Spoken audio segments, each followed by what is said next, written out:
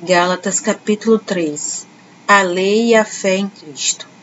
Ó Gálatas insensatos! Quem os enfeitiçou? Jesus Cristo não lhes foi explicado tão claramente como se tivessem visto com os próprios olhos a morte dele na cruz? Deixe-me perguntar apenas uma coisa. Vocês receberam o Espírito porque obedeceram à lei? Ou porque creram na mensagem que ouviram? Será que perderam o juízo, tendo começado no Espírito, porque agora procuram tornar-se perfeitos por seus próprios esforços? Será que foi à toa que passaram por tantos sofrimentos? É claro que não foi à toa.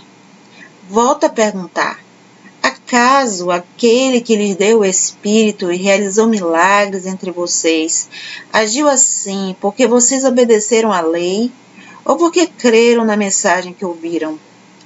Da mesma forma, Abraão creu em Deus, e assim foi considerado justo. Logo, os verdadeiros filhos de Abraão são aqueles que creem. As Escrituras previram esse tempo em que Deus declararia os gentios justos por meio da fé. Ele anunciou essas boas novas a Abraão há muito tempo, quando disse: todas as nações da terra serão abençoadas por seu intermédio. Portanto, todos que creem participam da mesma bênção que Abraão recebeu por crer.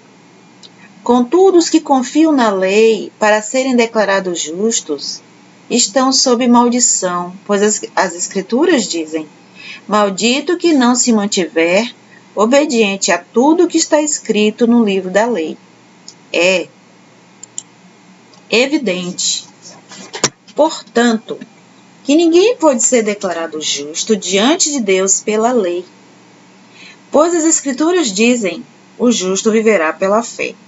A lei, porém, não é baseada na fé, pois diz: quem obedece à lei viverá por ela. Mas Cristo nos resgatou da maldição pronunciada pela lei, tomando sobre si a maldição por nossas ofensas. Pois as Escrituras dizem: maldito todo aquele que é pendurado no madeiro. Por meio de Cristo Jesus, os gentios foram abençoados com a mesma bênção de Abraão, para que recebêssemos pela fé o Espírito prometido. A lei é a promessa de Deus. Irmãos, apresento-lhes um exemplo da vida diária. Ninguém pode anular ou fazer acréscimos a uma aliança irrevogável. Pois bem, Deus fez a promessa a Abraão e a seu descendente. Observem que as Escrituras não dizem a seus descendentes, como se fosse uma referência a muitos, mas sim a seu descendente, isto é, Cristo. É isto que quero dizer. A lei, que veio 430 anos depois, não pode anular a aliança que Deus estabeleceu com Abraão, pois nesse caso a promessa seria quebrada.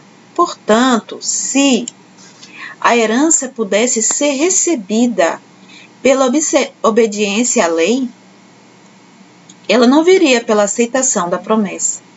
No entanto, Deus, em sua bondade, a concedeu a Abraão como promessa. Qual era então o propósito da lei? Ela foi acrescentada à promessa para mostrar às pessoas seus pecados. Mas a lei deveria durar apenas até a vinda do descendente prometido. Por meio de anjos, a lei foi entregue a um mediador.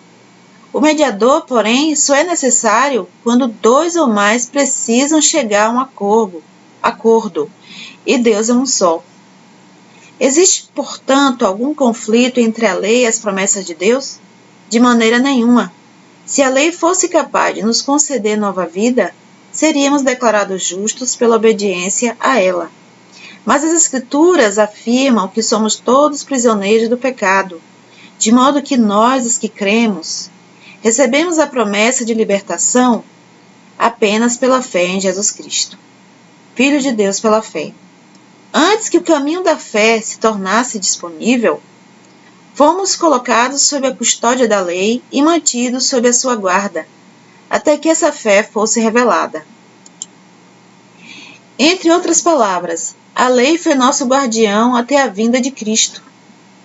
Ela nos protegeu até que, por meio da fé, pudéssemos ser declarados justos.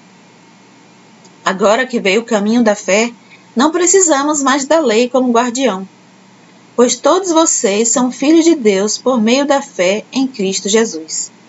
Todos que foram unidos com Cristo no batismo se revestiram de Cristo. Não há mais judeu nem gentil, escravo nem livre, homem nem mulher, pois todos vocês são um em Cristo Jesus. E agora que pertencem a Cristo, são verdadeiros filhos de Abraão, herdeiros dele, segundo a promessa de Deus.